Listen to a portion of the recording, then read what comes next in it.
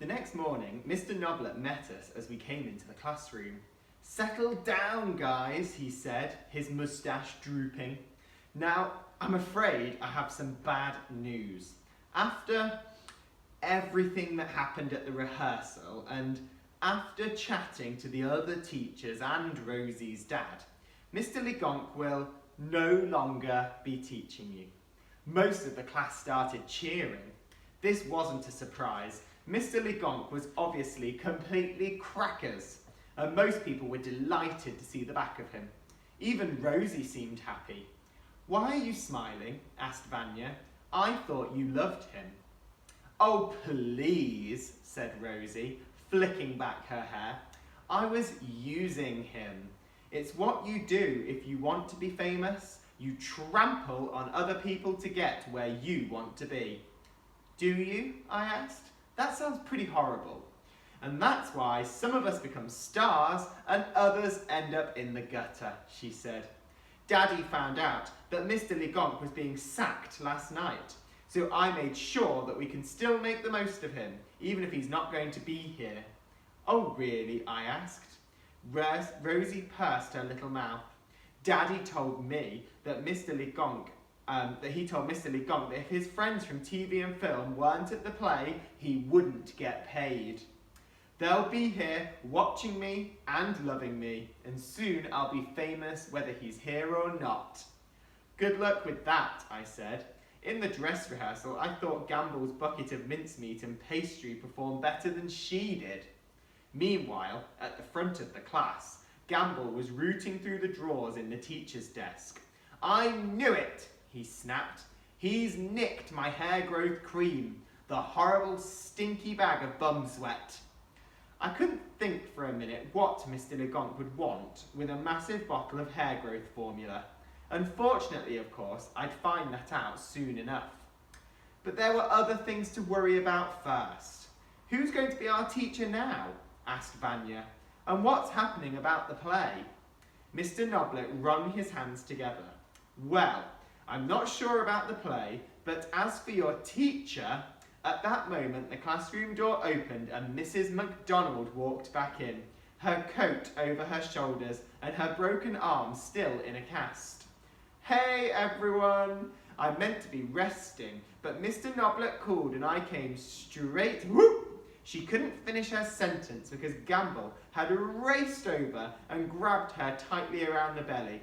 I think he was being friendly, but it was more like the kind of a hug a boa constrictor snake may give to a baby deer. "Welcome back, miss! I love you so much, miss!" he cried, wiping his snotty nose across her skirt. "Oh, well, thank you, Darren," she said, trying to get him off of her as gently as possible. "And thank you for all the cards, the pictures you brought round to my house."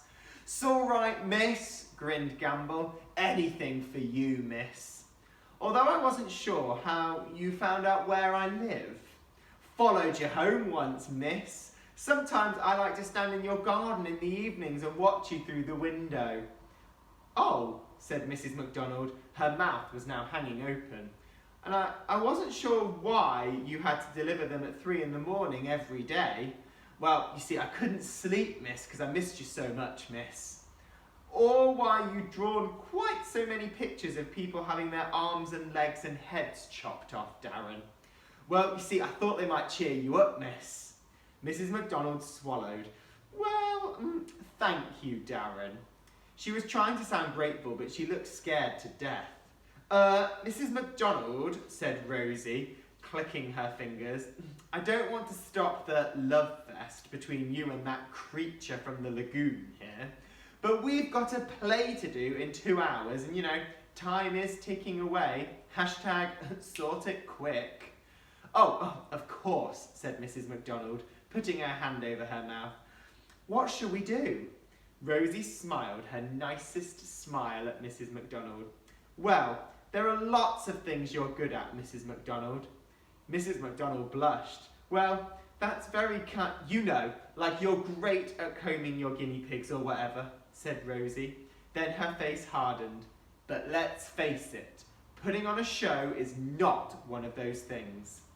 "Oh, So I think we should do Mr. Legonk's play, said Rosie. Everyone groaned. Honestly, Rosie continued, I don't mind if you lot don't want to do it. I think I could take all the parts and just do it myself. There was a lot of noisy chatter. How about we just go back to doing the Brussels sprout boogie that we did in the first place, I suggested. Mrs. McDonald noticed me for the first time and staggered back, her eyes wide open. Goodness, Roman, what happened to your face? Why are you covered in hair? You look just like one of my guinea pigs. You don't want to know, miss, I replied. Hair removal cream's coming on Monday, cried Gamble. Right, said Mrs. McDonald, slowly taking her eyes off of me. Well, I suppose, yes, we could go back to the Brussels sprout boogie we were doing before, if everybody agrees. A huge cheer went up around the room. Only Rosie was not happy. She stood up and stamped her foot. O to the M to the G, you ridiculous bunch of trouser slugs. You can't be serious. Oh, be quiet, said Vanya. Right, snapped Rosie. Well, I've got TV and film people coming in to watch me at the play if we must perform that cruddelicious song and dance. I'm on the front row, and everyone else has to sing quietly so that I can be heard. And I need to do my special effects, said Gamble. I never got to use my mince pie bomb, miss, said Gamble. Mince pie bomb?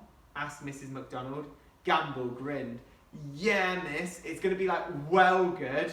I want to show the TV and film people just how good I am at making things blow up and stuff. Mrs. McDonald cleared her throat. Isn't that a bit dangerous, Darren? Not if you've got instructions, miss. And have you got instructions? She asked. Course I have, miss. Oh good, Darren. I mean, they're in Chinese, so I can't understand them, but yeah, I've got instructions. Oh. So we had a couple of quick run-throughs of the song and the dance in the classroom, and actually, it wasn't that bad. I mean, it wasn't exactly good either, but it was mainly Rosie's fault. Her dancing style was to elbow everybody else out of the way, and she sang so loudly and completely out of tune. I'm not an expert, but I thought she sounded like an aeroplane full of cats crashing into a toilet factory. But still, despite Rosie, everyone seemed to know that what they were doing, and they did it with smiles on their faces. Best of all, Gamble didn't set off his mince pie bomb in the classroom. He said he was saving it for the main performance. So when we lined up to go to the hall at 5 to 11, everyone was feeling confident and happy. Things were looking up, at least for now.